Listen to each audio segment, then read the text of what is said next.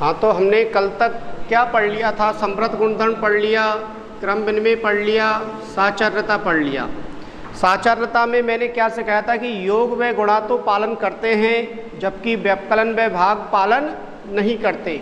अब हमें पढ़ना है योज्य तत्समक। चौथा जो है हमारा गुणधर्म वो है योज्य तत्समक।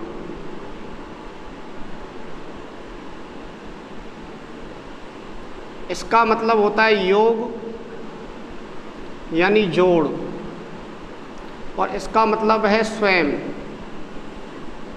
यानी कि किसी संख्या में योज्य तत्समक का मतलब क्या होता है? किसी संख्या में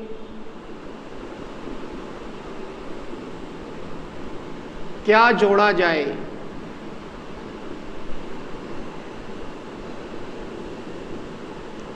कि वह संख्या ही प्राप्त हो, संख्या स्वयं ही प्राप्त हो।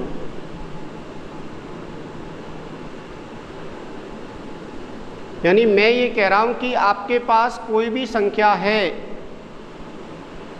ए ले लिया हमने,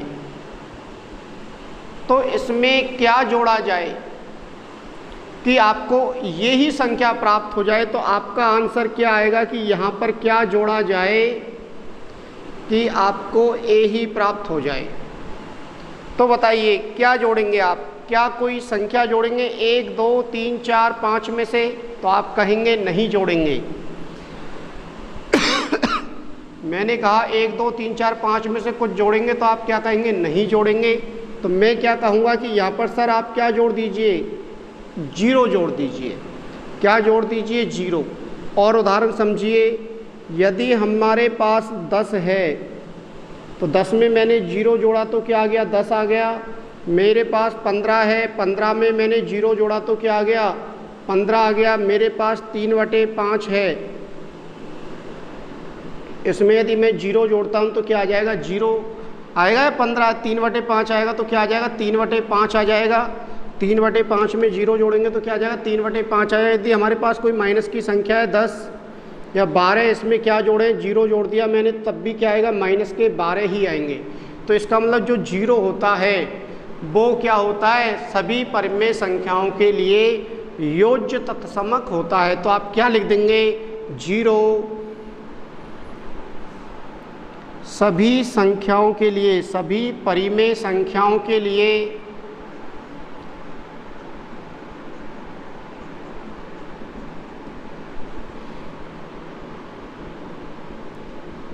योज्य तत्समक होता है।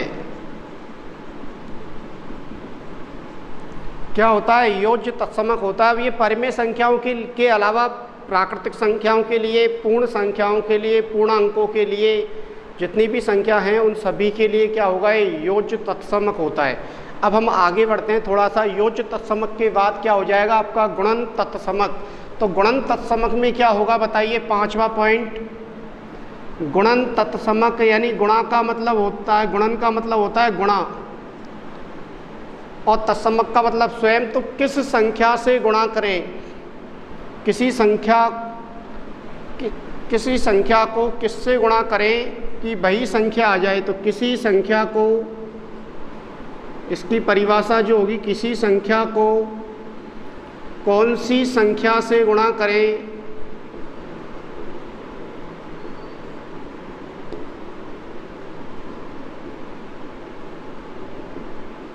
कि वह स्वयं ही प्राप्त हो जाए,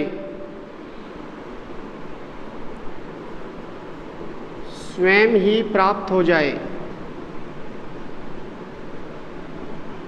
यानी कि मैं ये कह रहा हूँ कि आपके पास कोई संख्या a है या a/b है, परिमेय संख्या ही ले लेते हैं। इसको हम किससे गुणा करें कि आपके पास यही संख्या आ जाए a/b? तो आप क्या कहेंगे बताइए? तो आप क्या कहेंगे? 0 से गुणा कर दें। तो 0 से गुणा कर दिया तो ये क्या हो जाएगा आपका? 0 हो जाएगा। तो हमें हमेशा किससे गुणा करना होता है? 1 से। तो आप उदाहरण समझ सकते हैं। यदि मैंने लिखा 3/5 को 1 से गुणा करिए तो उत्तर क्या आएगा? 3/5 आएगा। मैंने लिखा -1/2 को 1 से गुणा किया तो तब भी क्या आएगा? -1/2 आएगा। तो इस तरह से एक जो होता है वो सभी परिमेय संख्याओं के लिए क्या होगा, के लिए गुणन तत्समक होता है। क्या होता है, एक जो होता है वो सभी संख्याओं के लिए क्या होगा, गुणन तत्समक होता है। तो गुणन तत्समक ध्यान रखेंगे आप। गुणन तत्समक क्या होगा, किससे गुणा करें कि वही संख्या है तो आप क्या कहेंगे, एक से गुणा करना है। योज्य तत्समक का मतलब 0 जोड़िए आप तो आपको वही संख्या आएगी। इसके बाद हम पढ़ेंगे योज्य प्रतिलोम और गुणन प्रतिलोम। तो देखिए छठवां पॉइंट क्या है आपका, योज्य प्रतिलोम। प्रतिलोम का मतलब होता है उल्टा, विपरीत। प्रतिलोम का मतलब होता है विपरीत एक तरीके से, और योज्य का मतलब होता है योग या जोड़। तो किसी संख्या में क्या जोड़ा जाए या कौन सी संख्या जोड़ी जाए, किसी संख्या में कौन सी संख्या जोड़ी जाए कि योग 0 हो जाए।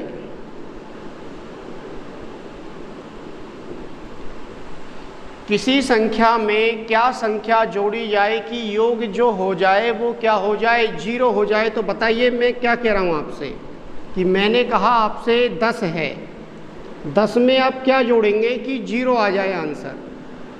तो आप क्या कहेंगे, 10 में आप -10 जोड़ देंगे। 10 में आप क्या जोड़ देंगे, -10 जोड़ देंगे तो क्या आ जाएगा, 0 आ जाएगा। मैंने कहा 1/2 में आप क्या जोड़ेंगे, तो आप क्या कह देंगे, -1/2 जोड़ देंगे तो क्या आ जाएगा, 0 आ जाएगा। यदि आपसे ये पूछा जाए कि -5/8 में क्या जोड़ें, तो क्या कह देंगे आप, 5/8 जोड़ दीजिए। -5/8 में क्या जोड़ देंगे, 5/8 तो क्या आ जाएगा, 0 आ जाएगा। तो यहाँ से हम टेबल बना सकते हैं कि यदि कोई संख्या है तो इसका योज्य प्रतिलोम क्या आएगा। तो यदि 10 है तो क्या आएगा, -10 आएगा। और यदि -5 है तो क्या आएगा, +5 आएगा। यदि 1/2 है तो -1/2 आएगा।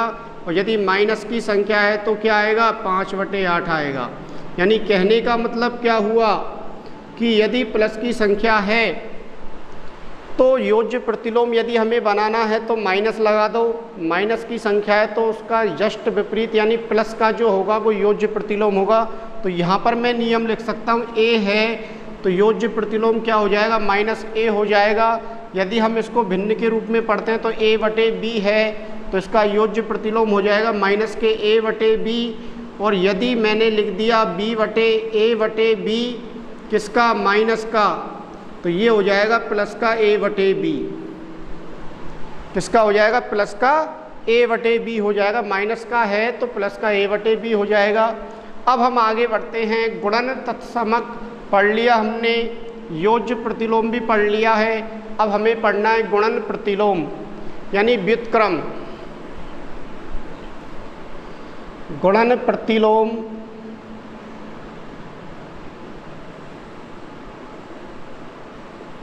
या कहेंगे आप व्युत्क्रम।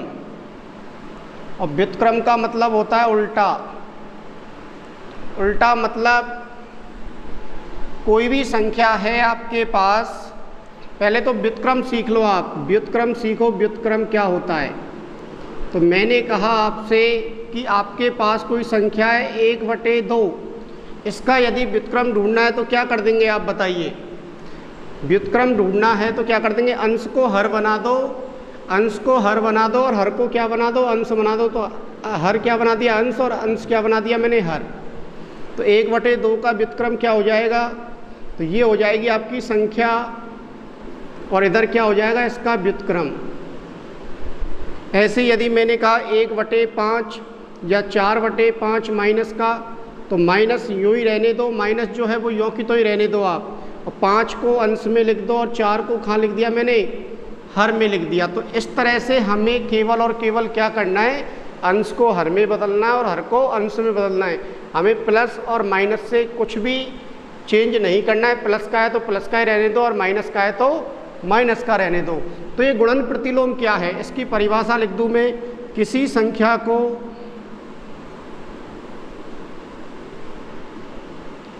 किससे गुणा करें,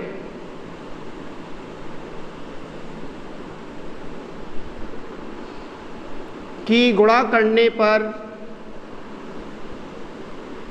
एक आ जाए,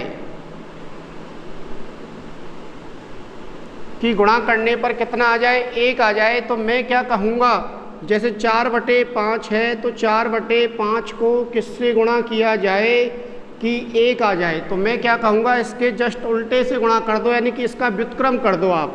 तो 5/4 से गुणा कर दो आप। तो देखो 5 × 4 करेंगे 20 और 5 × 4 करेंगे 20 और 20 में 20 का भाग देंगे तो कितना आ जाएगा, एक आएगा, नहीं आएगा। तो इसलिए गुणन प्रतिलोम क्या होता है, जस्ट उसका क्या कर दो, उल्टा कर दो आप।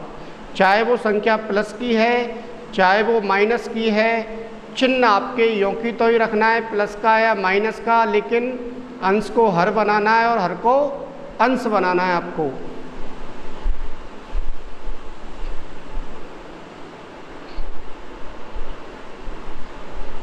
तो ये हुआ आपका गुणन प्रतिलोम। गुणन प्रतिलोम समझ गए क्या होगा।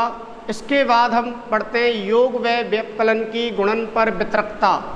एक लास्ट और है आपका 7वां,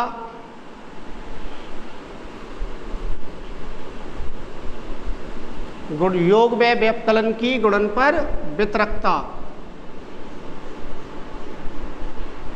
तो देखिए योग व व्यवकलन की गुणन पर वितरकता के लिए मैं सूत्र बता देता हूँ आपको क्या होगा। इसका देख रहे हैं हम 8वां पॉइंट। हमारे पास पहला क्या रहेगा, ए है और अंदर है प्लस, वितरकता यानी वितरण करना है आपको, यानी ए को आप बी के पास भी लेके जाएंगे और ए को आप सी के पास भी लेके जाएंगे। तो क्या रहेगा सिस्टम, ए गुणा बी, समझ में आ रहा है। ए और ये वाली संख्या यों की तो ही चलेगी अंदर, जो भार है वो यों की तो ही अंदर चलेगा। तो ए गुणा बी, फिर क्या चिन्ह दिख गया आपको, प्लस का, तो प्लस आ जाएगा। फिर ए गुणा क्या हो जाएगा आपका, सी हो जाएगा। इसका उदाहरण समझ लेते हैं हम संख्याएं ले लेते हैं। 2 × 3 + 5, सरल करो इसको। तो सरल करेंगे तो क्या आएगा बताइए, 2 × 3 + 2 × 5, ऐसे लिखेंगे आप। अब इन दोनों भागों को सरल करिए आप, ये वाला भाग भी सरल कीजिए, ये वाला भाग भी सरल कीजिए। तो 2 गुणा, पहले कोष्टक सरल करते हो, 3 और 5 कितने हो गए, 8, और 2 और 8 गुणा करेंगे तो कितना आ जाएगा, 16। इधर वाला भाग को सरल करो आप, तो 3 × 2 करेंगे 6 और 5 × 2 करेंगे तो कितना आ जाएगा 10, और 10 और 6 जोड़ेंगे तो कितना आ जाएगा 16। तो बताइए 16 के बराबर हुआ नहीं हुआ। तो 16 किसके बराबर हो जाएगा हमारा, 16 के बराबर हो जाएगा। आपका ये जो गुणधर्म है वो क्या हो जाएगा, गुणन का या योग का गुणन पर वितरकता। योग है तो योग की गुणन पर वितरकता। अब व्यवकलन का भी सीख लेते हैं एक और उदाहरण। यदि हम a गुणा ऐसे ले b - c, तो इसको क्या लिखेंगे, a गुणा b, माइनस है तो क्या लगा दिया माइनस, और a गुणा c। इसका उदाहरण भी समझते हैं। हमने लिख दिया 2 × 5 - 7 बराबर, इसको क्या लिख देंगे, 2 × 5 - 2 × 7। बताइए लिखेंगे नहीं लिखेंगे, 2 × 5 माइनस है तो माइनस, और 2 × 7। अब इन दोनों भागों को सरल कीजिए तो उत्तर क्या आएंगे आपके सेम। तो पहले सरल कीजिए इसको, तो यहाँ पर क्या बचेगा, -2, और 2 - 2 से गुणा होगा तो क्या आ जाएगा, -4। 2 जब -2 से गुणा होगा तो क्या आ जाएगा, -4। इसको सरल करो, 2 × 5 10, और 2 × 7 किया तो 14, और घटाएंगे आप 10 में से -14 तो क्या बचेगा, -4। तो ये वाला आंसर और ये वाला आंसर आपस में क्या समान है। तो ये आपके 2 नियम हो जाएंगे योग व व्यवकलन की गुणन पर वितरकता। तो ये आपके सभी गुणधर्म हो गए। कल हम नई एक्सरसाइज, हमारी एक्सरसाइज स्टार्ट करेंगे जिसमें कई सारे हम प्रश्नों को सॉल्व करेंगे। तो इनको आप रिवाइज करना, नोटबुक में नोट्स बनाते हुए चलना और जो भी होमवर्क दिया जाए उसको होमवर्क की कॉपी में आप करते रहना। जब भी आपके विद्यालय ऑफलाइन संचालित होंगे तब आपका होमवर्क वगैरह चेक किया जाएगा।